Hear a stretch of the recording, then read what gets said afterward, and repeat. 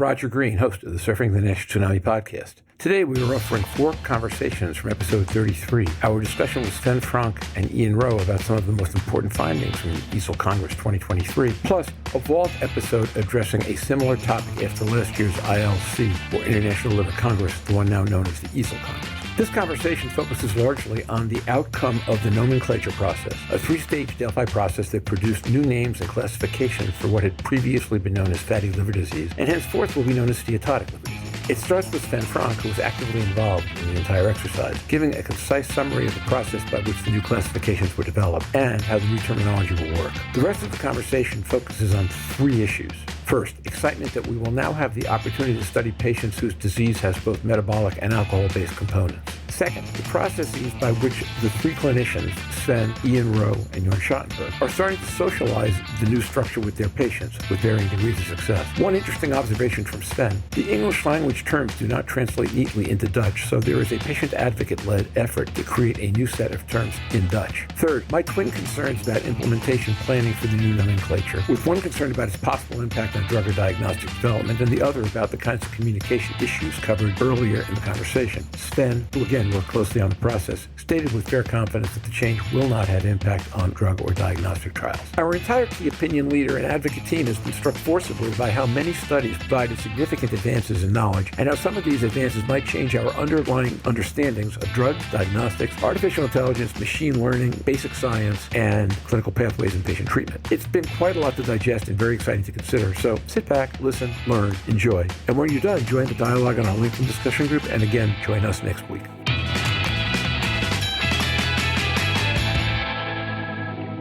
Sven, if you want to spend a little bit of time talking about nomenclature, I think that would be a good place to start. Ian Rowe. I think we should a little bit. I asked Ian when we were offline, whether he's changed his wording with regards to patients. And I guess I'd ask Sven the same thing. I'll be interested to learn. Yeah, Sven, in his note on what we might talk about today, suggested we might talk about nomenclature. So I'll let you start where you want to, and then we'll go back to Jörn's question. Sven Francque. Of course, I can start with the fact that in the end, after a long Delphi consensus, global Delphi consensus process, we finally reached at least the end result of consensus process, which does not mean, of course, that it's the end of the whole story, but I think it's a milestone where the consensus finally was to, first of all, have the overarching term of steatotic liver disease. And I think it's very important to emphasize that it's not meant to reclassify whatever disease, but it's just to make everybody think every time that when there is liver steatosis, you should think of all the different causes of steatosis and not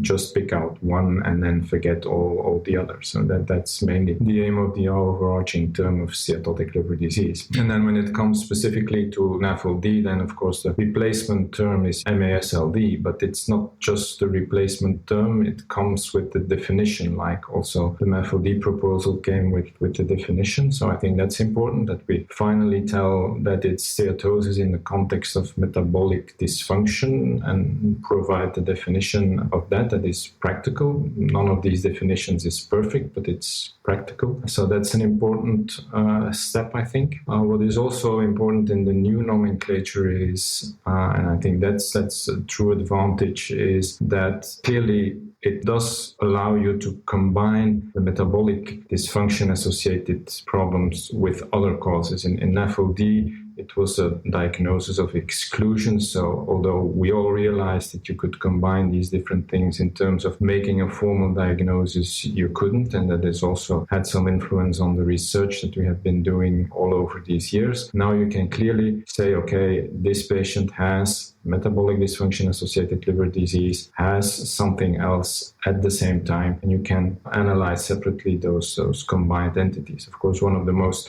frequent combinations is the use of alcohol and metabolic risk factors. The Delphi panel in the end felt that this combination is so frequent and so important that it needed a separate name, which is the MASLD. But here again, the most important thing is it's a combination of causes, and you should not ignore nor one one nor the other. So that are, to me, the most important takeaways from the nomenclature and the tools it gives us to improve on some of the issues that we had with NAFLD in the past. And then, of course, it's the term steatotic instead of fatty, because for a substantial part of the patient population that is stigmatizing or felt as stigmatizing. So it was thought that we should get rid of that, and that's why it's the more neutral scientific term steatotic, and we get rid of the fatty as a stigmatizing term. So thank you, Sven. I think that's an excellent summary of a whole bunch of stuff in a hurry. I will tell you parenthetically that if we've been trying to figure out what to do with the name of this podcast, I've given everybody the same puzzle, which is, can you say the words steatotic tsunami 5 times fast? And I've not yet found anyone who can do it, including me, and I'm usually pretty good at that stuff. So it won't be steatotic tsunami, No, it will not be the steatotic tsunami or the tsunami steatos, however you want to say it. It's not going to be that, right? I think Sven summarized it very nicely. The part I'm excited about is I think we are starting to open the door to study a obese, metabolically patient population that consumes a little bit more than no alcohol, and to run clinical trials in that arena is something I'm really looking forward to. So I think the nomenclature opens up opportunities here for patients and drug development. Absolutely. And I think the advantage is that it clearly identifies it, and that was a little bit the problem we were struggling with, or it was excluded, or it was a little bit mixed up, but without clearly defining it. I think now it's more clearly defined, so it's a better tool to work with. Naim Al-Khoury used to refer to it as baffled, which I think covered it on several fronts, one of them being that everybody was confused about how to research or deal with it, because there wasn't a place to put it, right, for patients with mixed problem, with both. I agree with that. I think that was a real benefit in Jörn. I agree with you. I think in terms of the clarity around the definition of the disease, this is a really good step forward. I agree with that part. I get to Jörn's other question, though, to Ian, about have you folks started using the new terminology with patients? Ian Rowe. Not a great deal. I mean, we've started sort of saying it, but I think the reality is that there is a barrier between metabolic dysfunction-associated steatotic liver disease and patient understanding. And I'm going to struggle to get past that and describing it as fatty liver disease with or without fibrosis, which is, because that's the important thing, and recognizing what the underlying risk factors are. And there's a big question about how it's communicated, what language is used, plain language to aid understanding, and then the disease label, if you like, and how that's interpreted by patients outside of the specialty. So patients who are already living with obesity and diabetes who don't know about liver disease and who've never seen a hepatologist. And,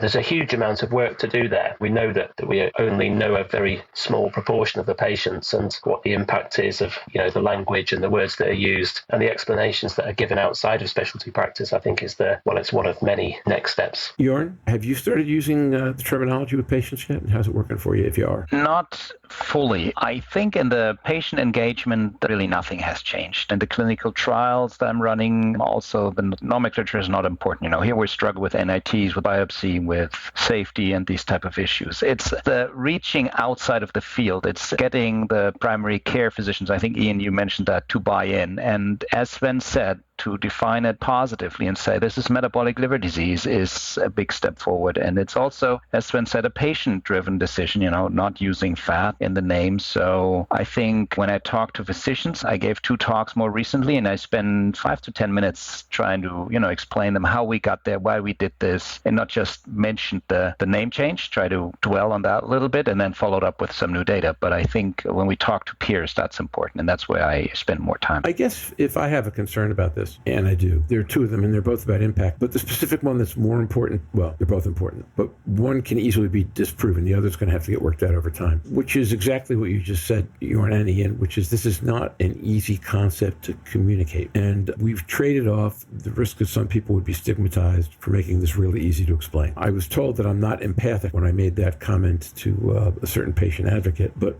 my point was that we need to make this easy for primary care to explain in a 12-minute visit. We need to make it easy for patients to understand, and I believe we'll get there. But I would have loved to have seen that work done before the rollout. That getting to the end of the Delphi process should have been the beginning of the next stage, which should have been, let's do some work systematically on how to roll it out, and on how to get the name out, and how to do the education in advance, so that people aren't just kind of stumbling through it. I think the change was good. I think the Delphi process was good. That piece of the implementation concerns me a little bit. We'll learn over time whether this is just my marketing research background coming to the fore and saying, boy, it's hard to communicate things that are easy. It's got to be really hard to communicate things things that are hard or whether I'm just overly cautious. I think over time, this will turn out to be a great thing because, as you pointed out correctly, Sven, it's lent a bunch of clarity to how we think about the disease. Mm-hmm. It's just, in the process, it's made it more granular, which makes it harder to explain if you're trying to paint the big picture. Well, I think you have a fair point about the communication and the education behind it, but I think we couldn't wait much longer to get this process to an end. But it's just a milestone. There's a lot of work to do, but also explaining non-alcoholic fatty liver disease to a patient is also not an easy. To me, there's not so much difference in explaining one or the two names to a patient. And you start off mainly, as Ian said, with saying, okay, you have fatty liver disease, or now we will call it steatotic liver disease, and then explain what the causes are. And that's usually how it goes. That doesn't really change so much. It's in the end the acronym and the name for the patient, but you start off with a lot of more explanation and you end with MASLD or NAFLD. That's not so much of a difference in the end, I think, in patient communication. I must say that the Dutch patient organization was preparing a short version of the patient guideline that we issued a few years ago with EASL and EASL and the patient organizations. And they waited to get it out because the new nomenclature was there, and they are now adapting also the Dutch translation to the new nomenclature and trying to find appropriate Dutch terms for the new scientific terms. So it's interesting to see. It's a whole exercise to really find a good translation, because the English terminology for us is quite familiar, but to translate into different non-English languages is not always as straightforward as it seems. I'm sure that's right. That makes complete sense. It's good that they're doing that. It's obviously an important step forward. Other than that, I mean, the only other question I had was whether, in fact, it's going to have any impact on any of the clinical trial definitions that we're using, if we've changed the disease definition, particularly whether the regulators are going to deal with this at all. I don't think for the current trials it will have much of an impact. I mean, the patient population is the same, and in a clinical trial, you want a homogeneous population. So for the time being, whether it's NAFLD or MASLD as a single etiology, it won't make much of a difference, because if it's a pure MASLD trial, you will exclude patients with significant alcohol use because they have a double. You don't want any competing etiology, or you can specifically study it if you combine etiologies. But for most of the trials, you want just one single etiology disease and not a concomitant other chronic liver disease. So that will not make much of a difference. The small difference is that with the positive definition and the criteria, there will always be a few people that might not meet those criteria. It will be 1 to 3% of the patient population you currently have in a clinical trial that might not meet the definition of the MASLD. But if you make the exercise for most of the clinical trials, it's about 100% overlap between the old NAFLD definition and the new MASLD definition as a single etiology if you exclude concomitant significant alcohol use. So it has no impact on the interpretation of the data from the clinical trials that have been conducted so far. And as Jörn said, it will be very interesting to study also outside the classical NAFLD population in patients that combine risk factors for steatotic liver disease. But that's then a specific other patient population that you need to define. That I agree with, and I think that's an excellent point that Jörn made and you made, which is that that's a large population. We've been motivating people to lie about that if we want to get them into clinical trials, or we close our eyes to what their real situation is. And it will be helpful to be able to take them where they sit, stand, lie, whatever their habits are, and know that accurately and have categorizations for them and ways to research them. I think that's a fantastic thing and a big step forward. Sven, thanks for bringing that. It's good we took a few minutes to talk about it. Jörn, thanks for a question about bringing it to real patients. Oh, Sven, we didn't ask you, are you bringing it to your patients yet? Yes, slowly. As I said, struggling a little bit with appropriate Dutch translation of the scientific terminology. So there's no consensus yet on how, well, you have some variations on the words to use. But as I said, I mainly start, as Ian said, with explaining about steatotic liver disease and the causes, and then you come to say what the name is, and then they understand. So I'm gradually introducing the new nomenclature. And now, back to Roger. We hope you've enjoyed this recording. If you have any questions or comments about the content of this conversation or the entire episode, please put them in the review section of the page from which you downloaded this conversation, or send an email to questions@surfingnash.com. Next week, we'll be back with Stephen Harrison and Mazen Noordine to discuss more of the major drug development stories of the two sessions. Until then, stay safe, surf on, and we'll see you on the podcast. Bye-bye now.